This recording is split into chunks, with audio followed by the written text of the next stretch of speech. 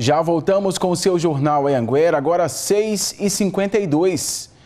O padrasto do menino Danilo saiu da cadeia. A justiça autorizou a soltura de Reginaldo Lima depois que ele foi inocentado na investigação sobre a morte do garoto. Ao vivo, o repórter Gabriel Garcia tem outros detalhes pra gente. É com você, Gabriel. Boa noite.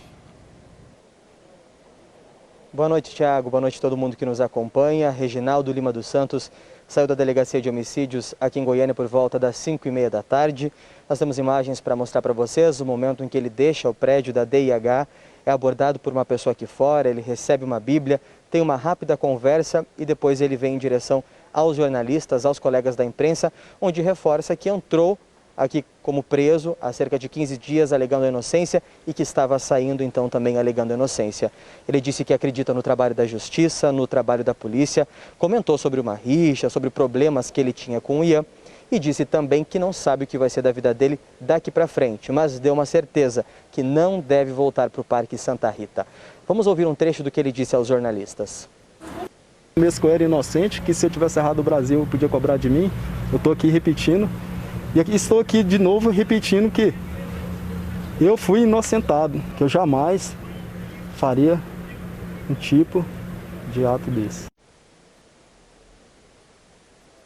Por esse caso ele foi inocentado, mas foi questionado pelos jornalistas sobre outras passagens na polícia, como lesão corporal, injúria e tentativa de feminicídio. Ele disse que isso pode ter influenciado no julgamento das pessoas, mas que acredita no trabalho da justiça. Mostro para vocês agora detalhes e trechos de um documento do Ministério Público que denunciou hoje Ian Alves de Oliveira, então por homicídio, por motivo torpe, por meio de emprego cruel, asfixia e dissimulação. O Ministério Público recomendou também a soltura do Reginaldo, o padrasto de Danilo, e denunciou o Ian ainda por acusação falsa. No entendimento do Ministério Público, ele no começo das buscas, quando o garoto estava desaparecido, ele ajudou nesse trabalho para que não recaísse sobre ele a suspeita do crime. E quando o corpo foi encontrado, acabou jogando a culpa em cima do Reginaldo. Então foi inocentado das acusações, Thiago, e saiu do complexo das delegacias aqui na capital por volta das 5h30 da tarde de hoje. Volto com você no estúdio. Tá certo, obrigado por sua participação. A gente lembra aí então que o Reginaldo chegou a ser preso, foi solto hoje depois que a polícia acreditava que ele seria um dos culpados, mas acabou sendo absolvido e foi solto hoje, como a gente acabou de ver o Gabriel falar. Obrigado por sua participação.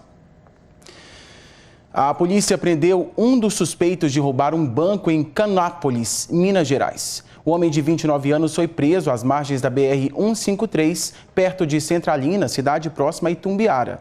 Ele é suspeito de ter participado, junto com outro homem, do assalto a um banco na cidade mineira. A dupla fugiu rumo a Itumbiara. Policiais de Minas e de Goiás conseguiram interceptar o carro na divisa entre os dois estados e a dupla se escondeu na mata.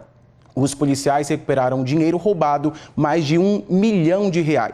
As buscas pelo outro suspeito continuam.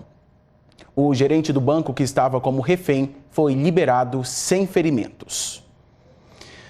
Olha, em tempos de pandemia e cortes de emprego por toda parte, vem uma boa notícia lá do sul do estado. Uma empresa de ferrovia vai construir um terminal em São Simão. E aí, com essa construção e início das operações, vão ser quase 140 vagas de trabalho. E as inscrições para participar dessa seleção, que vai ser toda online, já começou, viu? Quem traz os detalhes pra gente é a repórter Ana Paula Moreira, ao vivo de Rio Verde. Ô Ana, vamos combinar que são muitas oportunidades, né? Boa noite.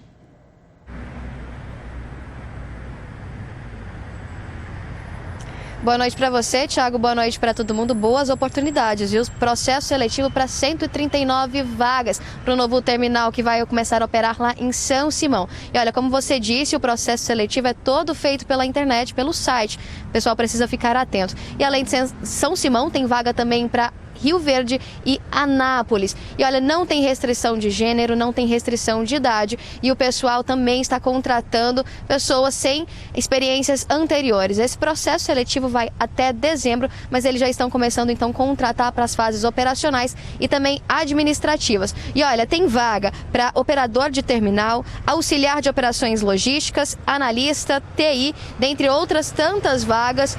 E os requisitos para essas vagas, Tiago, são o ensino médio, cursos técnicos, cursos superiores, dependendo então da vaga. E olha, todas as informações sobre esse processo seletivo, sobre todas essas vagas, o pessoal pode conferir lá no nosso portal de notícias, que é o www.g1.com.br/Goiás. Tiago.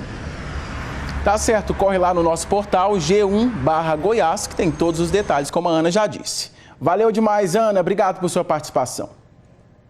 Olha, o comércio goiano começa a reagir à crise provocada pela pandemia. Mas o momento não é favorável para todo mundo, a gente sabe. Alguns segmentos conseguiram aumentar as vendas, como foram os casos das lojas de eletrodomésticos e de material de construção. Outros setores ainda tentam reverter a queda que sofreram. O primeiro semestre deste ano foi o pior para os negócios de roupas e calçados desde 2001. O movimento nas ruas da capital em um meio de semana serve como um termômetro para mostrar que a flexibilização no comércio, mesmo durante a pandemia, teve efeito para os lojistas. É que das calçadas agitadas, os clientes têm ido direto para as lojas. O que comprova isso é uma pesquisa do IBGE, que mostra que o comércio varejista goiano vem reagindo depois de um período nada favorável. Só em junho, o setor viu o volume de vendas aumentar 4,5% em comparação com o mês de maio. As vendas de eletrodomésticos e móveis se destacam com um crescimento de 37% em todo o estado, segundo o IBGE. Essa rede, com 70 lojas em Goiás, viu as vendas aumentarem ainda mais. Com muita precaução, né, de ambas as partes, nossa e do consumidor, mas sim, o cliente retornou às lojas, que tem sempre aquele consumidor que gosta de ver o produto, né, de tocar, de estar ali vendo o produto pessoalmente. Bons resultados também na venda de materiais de construção, que teve a maior alta em 10 anos. Em contrapartida, quem trabalha com roupas e calçados não anda tão contente assim. É que o volume de negócios caiu 47%. E por isso as lojas precisaram adotar estratégias para atrair os clientes. A gente adotou várias promoções, isso para atrair o cliente para dentro de loja. A gente investiu em produtos novos, né? A Sara ficou apertada na pandemia e agora sabe bem o que precisa levar em conta antes de comprar um calçado. Preço, com certeza. Não dá para sair gastando? Não, não dá.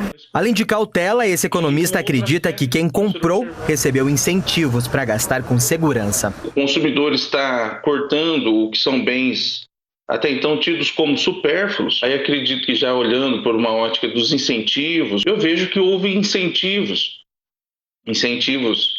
de natureza fiscal, incentivos para grandes grupos, em especial com o financiamento da folha de pagamento, de políticas de crédito voltadas a segmentos específicos. Num momento tão instável, o consumidor recorre a uma velha aliada da economia, a pesquisa.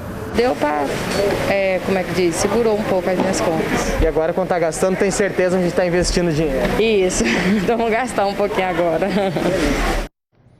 Agora pode. Olha, o aumento da procura por medicamentos foi um dos fatores que impulsionaram o crescimento da indústria goiana, segundo o IBGE. Em Anápolis, onde fica o segundo maior polo de produção farmacêutica do país, teve empresa que dobrou a produção e precisou contratar mais gente para atender a demanda. A produção de remédios não para e em tempos de pandemia a demanda aumentou. Essa indústria contratou 300 novos funcionários só no primeiro semestre e está investindo também em um novo prédio, já que a produção cresceu mais de 100% em 2020. Crescemos, inclusive, o número de oferta de empregos. Somente esse ano nós empregamos cerca de 300 novas pessoas na nossa empresa. Estamos fazendo um investimento muito elevado para atender a demanda que a gente acha que depois da pandemia o Brasil deve retomar crescimentos bastante arrojados em face de termos taxas de juros mais decentes e a própria capacidade do empresariado brasileiro de reação. Segundo o IBGE, em junho, a indústria goiana cresceu 5,4% se comparado ao mesmo período do ano passado. De maio para junho, o avanço foi de 0,7%. Foi o terceiro aumento consecutivo. Só a fabricação de produtos farmoquímicos e farmacêuticos cresceu 19,2%. Foi o maior aumento desde outubro de 2019. Segundo o IBGE, as indústrias goianas só tiveram retração no mês de março, quando começaram as medidas de isolamento social. Já em abril, a busca por medicamentos e produtos alimentícios impulsionou a produtividade. Aqui no DAIA, o Distrito Agroindustrial de Anápolis, por exemplo, que é um dos maiores polos do país, o resultado dos últimos meses surpreendeu. A indústria farmacêutica puxa o crescimento de vários outros setores. Setores, por exemplo, de embalagem, de material impresso, frasco, vidros, crescem também no entorno da indústria, e cresce dinamicamente, porque um setor vai puxando o outro e vai criando um dinamismo próprio da economia. Em tempos de pandemia, essa é uma ótima notícia. Deixa eu te contar agora que foi liberado há pouco o trânsito na GO 210, no trecho entre Catalão e Davinópolis, no sudeste do estado. Um acidente ontem à noite interrompeu o tráfego no local. Um caminhão perdeu o controle da direção, bateu numa mureta de proteção da ponte e ficou dependurado. O trânsito foi liberado depois que técnicos da Goinfra resolveram jogar o veículo no leito do rio. Ainda de acordo com a Goinfra, o caminhão estava carregado com adubo agrícola e toda a carga foi retirada manualmente. O veículo deve ser retirado do leito do rio nos próximos dias. Com a batida, o motorista foi arremessado na água. Ele foi socorrido pelo Corpo de Bombeiros e segue internado na Santa Casa de Catalão. A Goinfra informou que os reparos na ponte serão feitos em breve.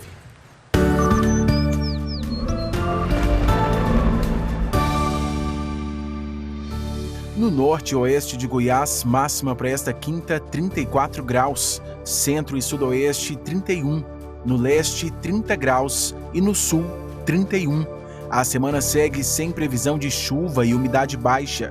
Destaque para Porangatu, 23%. Rio Verde, 24%, Itumbiara, 23% e Três Ranchos, 25%. Olha, a safra agrícola goiana deve ter um crescimento de 10% em relação à safra anterior. É o que aponta um levantamento feito pela Companhia Nacional de Abastecimento, a Conab. Mais de 27 milhões de toneladas de grãos. Esta é a previsão da Conab, Companhia Nacional de Abastecimento, para a safra 2019-2020 aqui em Goiás. Um aumento de 10,3% em comparação com a safra anterior. A área geral cultivada com grãos no estado também aumentou mais de 7%, um total de 6 milhões de hectares voltados para a agricultura.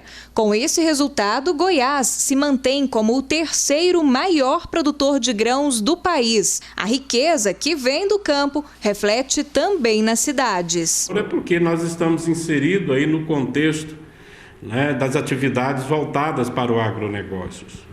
E isso não parou no mundo lá fora. As nossas exportações continuaram. Isso significa que a nossa balança comercial, no que tange a commodities, no que tange a produtos advindos da cadeia do agronegócios, estão sendo aí fomentadas a cada dia. Esse levantamento de grãos é atualizado todo mês e o resultado divulgado agora deve ser a penúltima atualização dessa safra. Entre as culturas de destaque no estado estão soja, milho, feijão, girassol e sorgo. Aqui em Jataí, os agricultores estão terminando de colher o sorgo plantado nesta safrinha. Goiás é o maior produtor do grão no país. A produção deve chegar perto de 1.300.000 toneladas, um crescimento de 30,7% em comparação com a safra anterior. O seu Andrei aumentou a área plantada de sorgo em 50%. No ano passado eu plantei 100 hectares, esse ano foi para 150. Foi investido em mais adubação, sementes melhores, mais produção por hectare, aumentando a produção e visando o preço futuro também. Produção agrícola em alta, ainda bem, né? E olha, a gente recebeu um vídeo da Lohana pelo QVT que mostra uma cobra sendo retirada de um carro. A Lohana disse que o porteiro viu uma cobra se rastejando na garagem do prédio e foi parar no pneu do carro dela. Meu Deus, imagina o susto disso. Eles ligaram para o Corpo de Bombeiros, que foram retirar a cobra, fizeram certinho aí, viu? Nada de matar o animal, pegar para sofrer risco, tem que ligar para os bombeiros e aí eles fazem o resgate. Pequenininha, mas perigosa. E uma mulher dá à luz dentro de uma ambulância do SAMU em Anápolis. Você está vendo aqui, é a hora da nossa imagem do dia. A equipe foi chamada durante a madrugada para ajudar a mulher que estava em trabalho de parto para ganhar o 5º filho. Os profissionais não demoraram para chegar no endereço combinado, mas não deu tempo de correr para o hospital. O bebê já estava tão apressado que nasceu dentro da própria ambulância. O recém-nascido estava com um cordão umbilical enrolado no pescoço, roxo, e não conseguiu chorar. Foi necessário fazer algumas manobras de salvamento para que ele conseguisse respirar sozinho. Ufa! E aí, no final, deu tudo certo. Mãe e filho passam bem. Bom demais, apesar do susto, hein?